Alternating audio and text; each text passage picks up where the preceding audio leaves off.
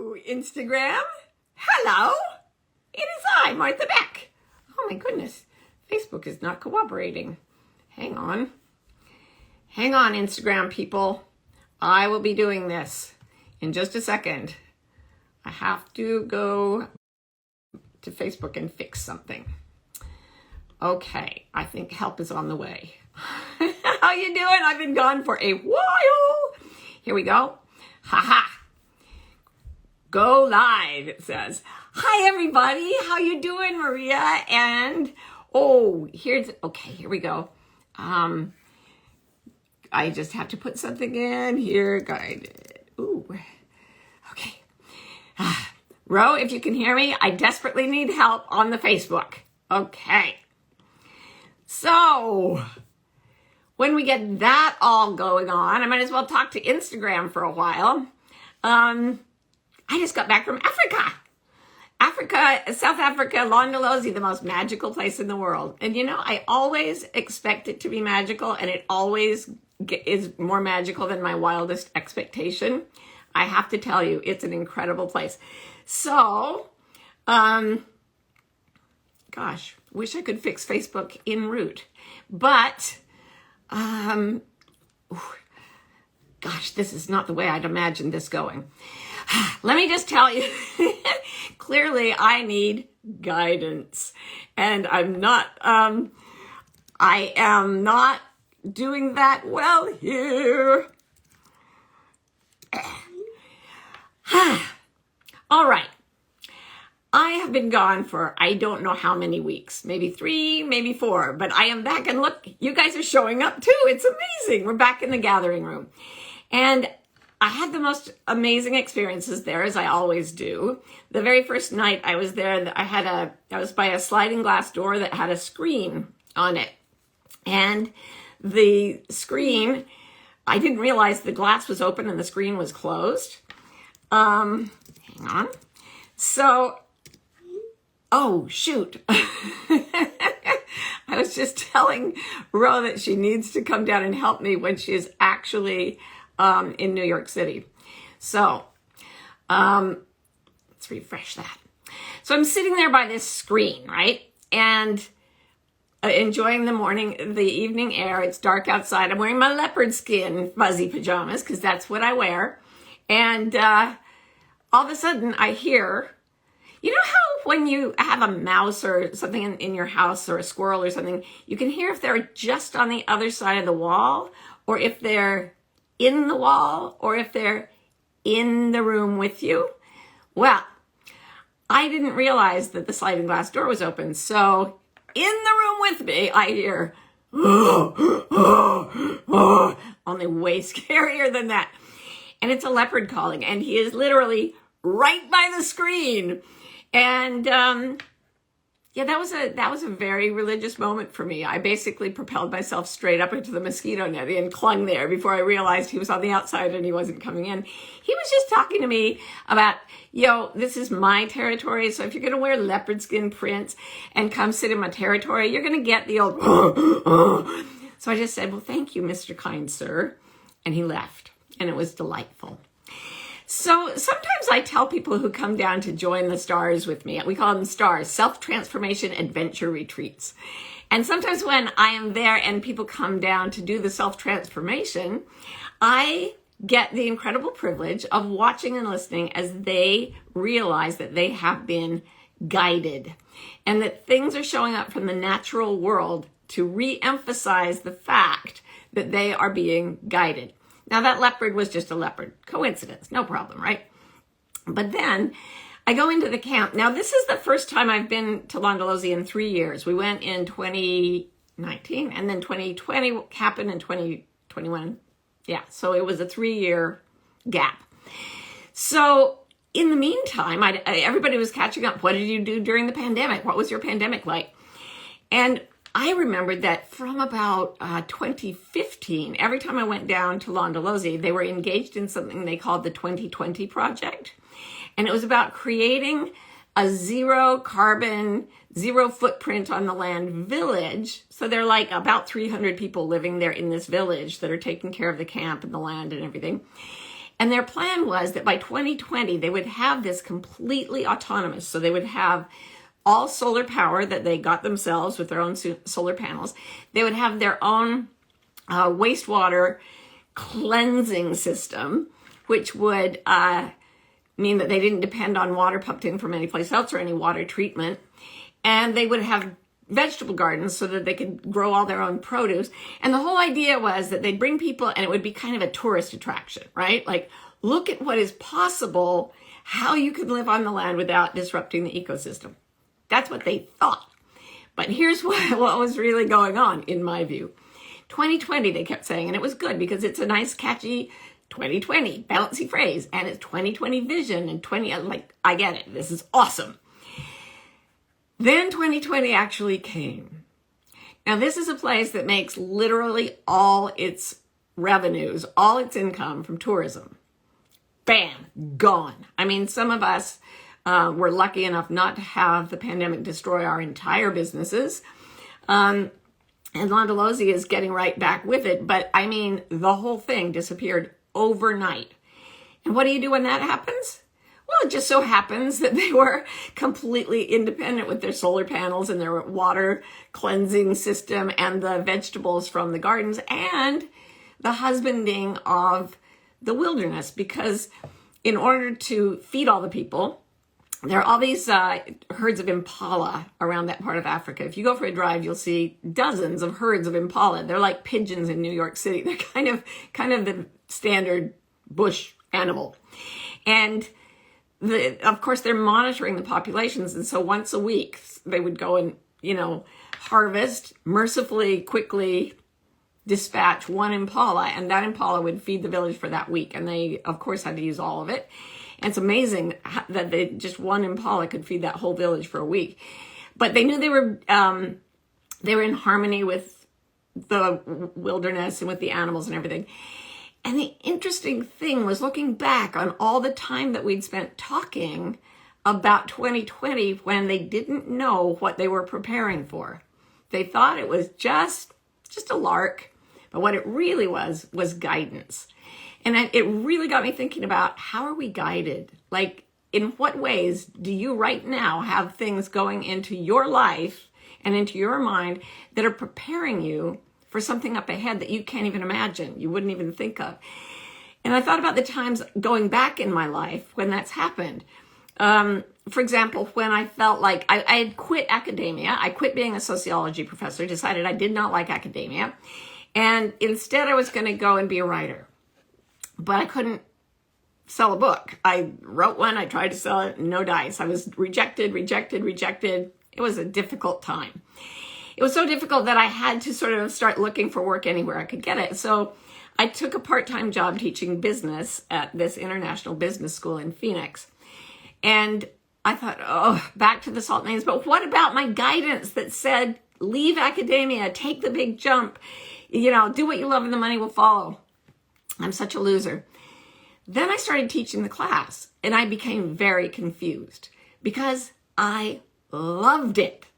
I loved the students. I loved the subject matter. I loved talking to them about their lives and their careers and what they were going to do and how to make money and all this stuff. So much did I love it that I wrote a whole sort of help book. It was the curriculum to a class that I was teaching on career development, but it became Finding Your Own North Star, which was my first self-help book. And I kept thinking, why is this happening to me? But I thought maybe I'm supposed to be a professor after all. No. A couple years in, the rest of the faculty decided they didn't like this class. And they made a rule that no class could be taught in that university that could not be equally taught by any member of the faculty. So I was like, okay, peace, I'm out. But by then, I had clients for this coaching thing, and I'd sold a self-help book, and before I knew it, I was in life coaching.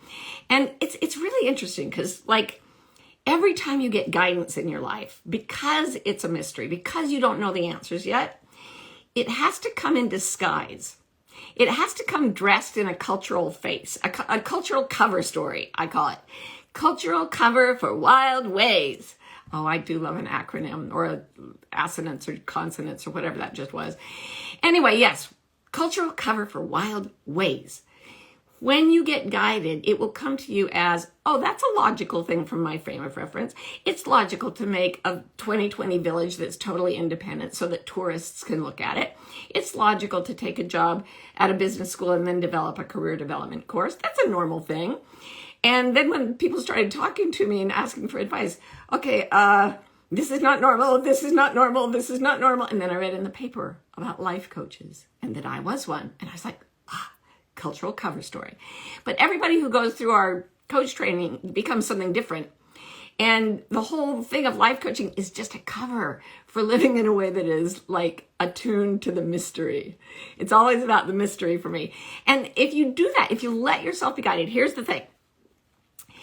The way the guidance feels, and I've said this a million times, but I'll say it another million times, it feels like joy. It feels like fascination. It never feels like you're being pushed from behind to do something you don't want. It always feels like, oh, and it can even be incongruous. Like, why am I excited by business school? That doesn't make any sense. But that feeling inside you is the first sign that you're guided. Then if you do the guided thing, whatever it is, then you get synchronicities and things that are crazy coincidental happening to show that you're on the right path. And these happen to me every single time I go to Londolozi.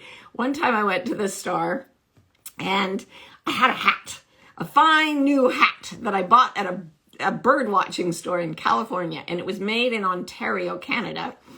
And it was for bird watching in Canada. It didn't look very African, but I loved it. Had straps every which way and the wind couldn't blow it off my head. So I wore this ridiculous hat for like a week. And then I was sitting on a deck with my friends in Africa and somebody was playing with my hat.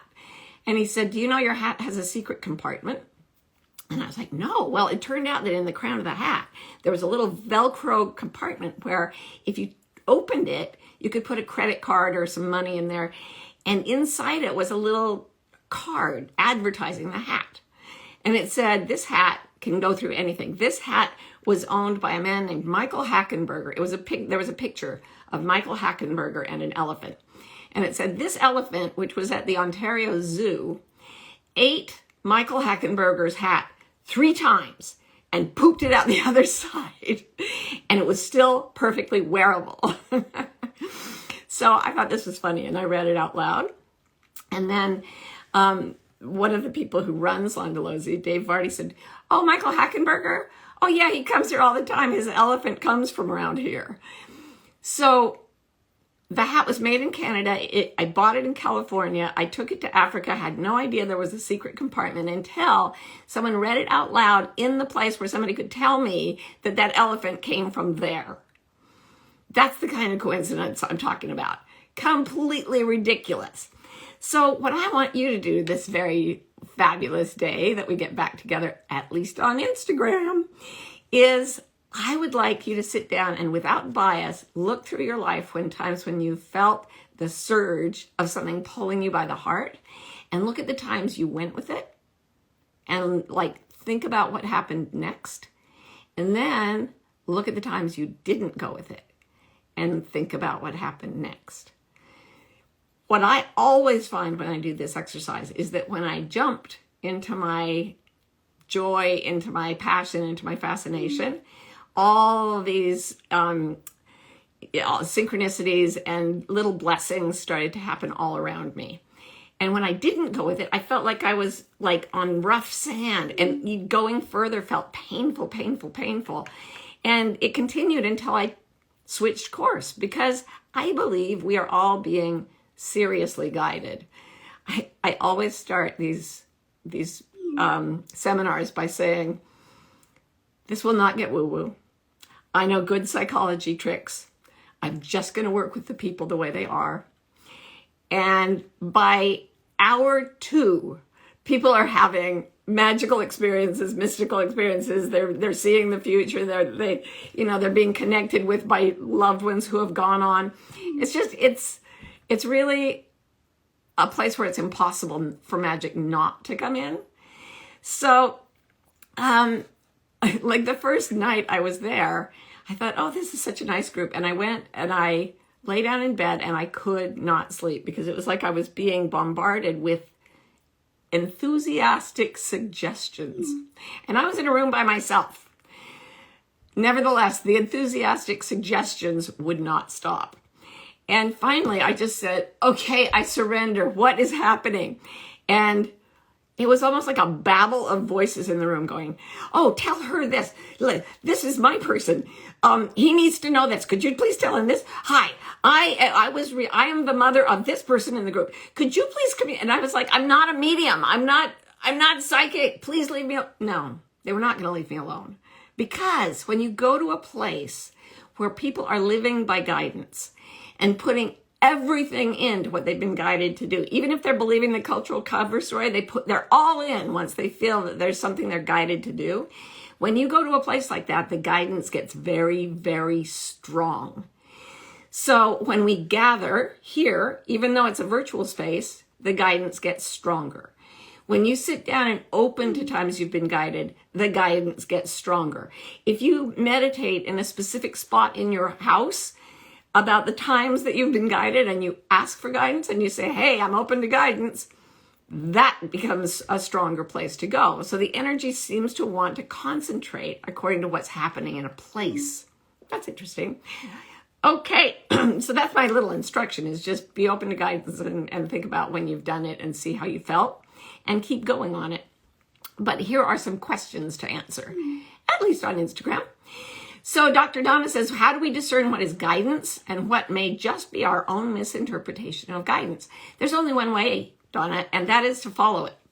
You know, if somebody says, this delicious recipe will satisfy your hunger. All right, well, to know, you have to kind of make the recipe and eat it. People say the proof is in the pudding. That's actually that's a warping of the real phrase, which is the proof of the pudding is in the eating. You can say it's good pudding, like on the British Baking Show, but until somebody comes and eats a piece of it, you can't prove that the pudding is good. So you have to actually go out and try it and then come back. One of the things our folks did is they went out and tracked rhinoceroses. And one thing that you find out about rhinoceroses is that they meander. They do not go in straight lines. They meander. And so if you think you're going to go in a straight line, you get the first track and you march off in the direction of that track and it goes at a right angle and you miss it. And then you lose the track. And that is called the path of not here, the track of not this. And when you go towards something and it doesn't fulfill you and it doesn't light you up and no synchronicities happen and no joy is bubbling in your soul, it's your own misinterpretation. Go back to the last moment, ask for guidance again, follow the next bit. You will start to find, just like a good tracker starts to recognize the track faster and faster, you will find that you get much, much better at knowing what real guidance is as you start to actually behave differently, actually act on the nudges you get from inside, and then you can see what works and what doesn't. Yeah. Paint with Purpose 2020, yay, says, how do you get signs that you are a guided path? It says, how do you get signs that you are guided path? I'm not sure exactly what that means, but the way you get signs is first you you ask. First of all, like, send me a sign. I have a friend in Phoenix who always asks the universe to send her a sign, and then she shakes her fist at the universe and says, and don't be subtle. She wants it strong. And she gets very strong signs. When I made friends with her, I felt like I was literally physically pushed into a building to meet her. It was really strange. It was a physical force that was like pushing my body because she doesn't want things to be subtle. So generally, you get what you ask for if you then open your attention and you're willing to say, okay, that felt like guidance. Now I'm going to do it and see if it works. That's always what it is. The proof of the pudding is in the eating. The proof of the guidance is in the doing, not in the feeling, in the doing. Teresa True North says, what if you truly feel you're on the right path, but you're not getting any synchronicities? If you truly feel that, keep going, but you're probably not picking up everything around you. I think I've done the exercise here before where you just look around your room wherever you are and say the word red, red, red, red, red in your mind over and over. And everything red starts to pop out at you.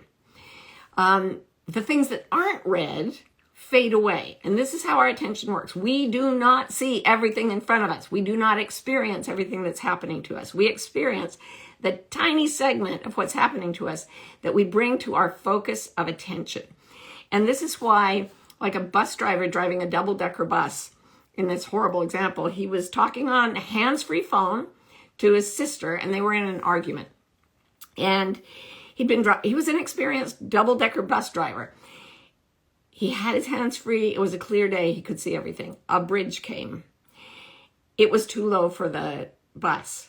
He ran straight into it, and a bunch of people got killed because he was only paying attention to what his sister was arguing, and he did not see what was right in front of him. And this is what happens when we're looking anxiously for signs. Where is it? Where is it? Where is it? And we have an idea of what it's going to be, what it should be, what it should look like. It should look like a butterfly. It should look like my dead mother's voice. It should look like this or that. When you ask for guidance, you then walk through the world like a baby or an animal like a leopard with just soft focus, sort of looking around. And the less you focus in on narrow things, the more you'll start to see, oh, that's funny. That feels like a validation of the guidance I've been following. Oh my gosh, now something else happened. Now something else happened. I was sitting with my friends from South Africa, and we were going back over our relationship and looking at all the moments that shifted us, and how now that we look back on it, we can see it as like a string of pearls. Like the way I met the family there was that I was supposed to go out on a safari with one of the drivers at Landolosi, and they're all superb. But another guy had told my friend Boyd, there's a woman who's in the camp right now, and she does martial arts. She's kind of, you should check her out. And so Boyd went in and did something he'd never done before, and he never did again. He erased the other driver's name and put his name on that vehicle and put the other guy on the different vehicle. And then we went out and started to talk, and it was like, okay, I've always known you. And it was obvious. We'd known each other. And I went and we talked to his family, and the rest is history. But that day that he wiped off the name and put his name where another person's would have been, we didn't know that was guidance. But it's ironic because he was guiding that tour. But we looked at all the different things. His sister at the time was worried that, she'd never find true love. And I did a lot of coaching with her around it, or we would just talk about it as friends. And we'd get to the end of her hope and despair and everything. And then she'd say, as a joke, well, I just hope he's rich. Whoever he is, he'd better be rich, because I want to marry rich. And of course, she met and married a guy named Rich, who is amazing. But all those times she made that joke, and these are people who do not, he didn't have a lot of money. She wasn't marrying him for money, but she wanted to marry Rich. And you look back and you're like, oh my God, that was a trek, and I didn't know. But how cool that we're seeing it from here. So open the field of your attention and let anything come in. Annie says, what do you do if you're looking for that feeling of joy but don't have it? Very good question. If you don't feel joy about anything, you need to lie down. You need to rest. The guidance is saying everything in your active life is the track of not here. Lie down. Go to sleep. One of the things that also happens to me a lot when I've asked for guidance is that I have cool dreams. Dreams that often give me really good guidance. But I don't get those if I'm out looking for guidance. I get them when I'm asleep. Sleep is part of it, you guys. Sleep is a big part of the mystery. And we have a culture. I mean, as soon as I got home, I was all jet lagged, and I got all these little viruses because I was, I was masking against COVID, but I was also masked against every other little virus that came up. So I think I caught every virus on the plane that took me there. They were just little colds and things, but I was like, ugh. So I got back, I'm like all jet lagged. Oh, then I opened my eyes this morning and go, I've got to get productive. I've got to work out. That's the culture talking. the constant productivity culture, the cog in a machine culture. Don't believe it. If it doesn't feel joyful, and to me it didn't this morning, just stay in bed, if at all possible, or lie down on the couch somewhere. Get rest as soon as you can, because that's where your guidance is taking you when you don't feel joy in doing anything. Stephanie says, what's the relationship between guidance and misguidance? I think misguidance comes when there's a feeling of grasping. Here's an interesting factoid. I'm writing about the different hemispheres of the brain quite a bit. You heard Jill Bolte-Taylor come and talk about that on the Gathering Room some time ago. I was reading another book that says the right hand, which is run by the left side of the brain, it tries to grab things. But the left hand, which is run by the right side of the brain, wants to touch things. So misguidance is when you're grasping at things and you think, oh, now I've met that famous person and my life is made. It's all going to happen for me now. Ooh! The grasping sensation of the left hemisphere of the brain. Guidance is more like, whoa, what's this feeling? This is the most wonderful, this is the most incredible feeling. Wait, I want to get quiet just to feel this feeling. Oh, the feeling's getting very strong now. It all comes from wanting to touch reality rather than grab reality. We can't grab anything. It's like trying to grab water. It just, time keeps on slipping into the future, as they say. And you can't grab it. You can't grab water in a river, but you can put your hand in and feel it and touch it and enjoy it. And that is what guidance feels like. Janita says, what are the baby steps to take to develop enough patience and trust to follow the guidance? What a good question. You have to, I think, be so kind to the part of yourself that isn't thrilled to wait. We talked I don't know how many weeks ago, about something I call kind internal self-talk. And when there's a part of you that is throwing a tantrum because it wants what it wants now, damn it, and it's going to be upset until it gets what it wants, don't try to shut it down. I was reading about how to deal with toddlers, because we have one. And what you do is you narrate, when your toddler has a meltdown, you narrate it because they don't have the words for it. And you do the same thing for the part of yourself that's impatient. Wow, you're feeling so much frustration. I totally understand that. Yeah, that can't happen right now, but it's going to happen. Something good is going to happen that you're going to enjoy. It's like you're talking to a 2-year-old. But you're going to have to just relax and be with me. What can I do to make you comfortable? Could I get you a cup of tea? Could I get you a fuzzy blanket or a seat by a window where you can see a bird's nest? Love, kindness, allowing yourself to feel whatever you're feeling, that's what settles us and allows us to have patience, because then we're not hurting. And we shouldn't have to just hang on and hurt. The universe wants to embrace us as we're waiting. So Jessica says, I often feel challenged by the contrast of the guidance signs and the practical difficulties of daily life. It's been such a hard season. How do we merge the tremendous awe and brutal toil into daily peace? Wow, Jessica, publish that. That is a beautiful couple of sentences. And that's what human life is all about, isn't it? I mean, if we were just magical spirits or fairies that could make things happen, we wouldn't be having a human experience. The whole human experience is about the daily toil. But, Albert Camus, the French philosopher, said, when you come to the end of it, it's not the goal, it's the process that enriches you. And he says, the struggle itself is enough to fill our hearts. We must imagine Sisyphus happy. So he's talking about this Greek myth where a guy named Sisyphus had to push a rock up a hill every day, and then the gods would roll it back down and he'd have to roll it up the next day. But Camus was saying there's a strength that is built from that daily toil. There is a self-confidence, a power, a quiet, collected calm that says, I've done the toil and I know I can do it. That the 2020 village didn't just form itself. People had to do it by the sweat of their brow, and they were willing to, and it pays off as magic after the toil. Couple more questions. We still got a little time. Arunadev asks how to ask for guidance and how to find the right answers. Ask for guidance in every way there is. Lie on the floor and scream for it. Kick your little fists and tiny princess feet. Ask for it in writing. Send a letter. Write a letter and then put it in the fireplace, like Jane and Michael Banks asking for Mary Poppins. Actually, writing it down is good. Tell your friends about it. We had a whole circle where we sat at the end of the story. We just said, what do you want? And we'd all say, I can imagine that. And I feel this coming for you, dude. Get your friends in on it.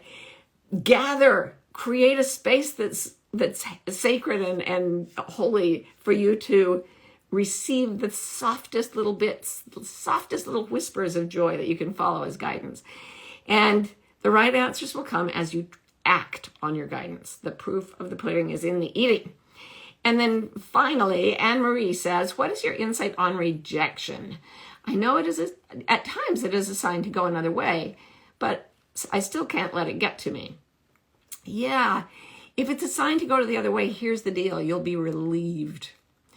When somebody breaks off an engagement and the other person goes, oh, thank God, that's guidance. If there are a lot of times that we commit to things and they're not really what we want. It's not really guidance. So then we find out it's not, we give up on it. We feel great. If you're guided to do something, no matter how many times you are rejected, you will not give up. It won't stop bothering you. It will come to the door and come to the door and come to the door. I started with a story about a leopard visiting me on the first night I was there. Well, on the first morning I was at Londolozi, I heard a sound through that same thing. I was like, oh my God, it's a lion. I think it's a lion. I went and pulled the curtains apart. It was a golden retriever.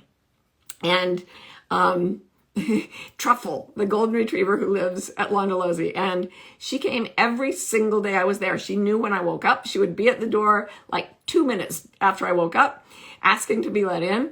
And she would not go away. This is what true guidance acts like. It just keeps coming to the door of your heart and saying, no, I really do want that thing. I really do want to create a seminar in the African bush and have people fly thousands of miles to go to it. I know it sounds crazy. I really want to do it and I can't let go. I really want to be a writer. I really want to start my own business. I really want to start a random podcast on internet and have people show up to talk to me every Sunday. And then you just keep doing it and doing it and doing it. And the rejection eventually, it's like when I was teaching career development, this is how every quest for a job goes, and it's every quest for everything. Here's how your campaign to succeed in life will go. No, no, no, no, no, no, no, no, no, no, no, no, no, no, no, yes. And that's the end of the search. But keep going along the path of your guidance, no matter what the culture is telling you, no matter what you think the evidence says. Trust what comes up inside you. Thank you for coming to the gathering room with me. I'm so glad to be back. And I'm so, so grateful all of you were back too. Tons of love. Bye.